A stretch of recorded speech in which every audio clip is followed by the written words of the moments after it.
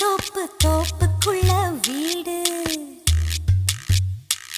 நான் வாக்கப்பட்டு போக போற ஊரை பத்தி கேளு. அடி நாலு பக்கம் தென்னந்தோப்பு தோப்புக்குள்ள வீடு.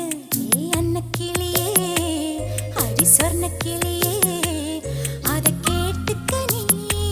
நான் வாக்கப்பட்டு போக போற ஊரை பத்தி கேளு.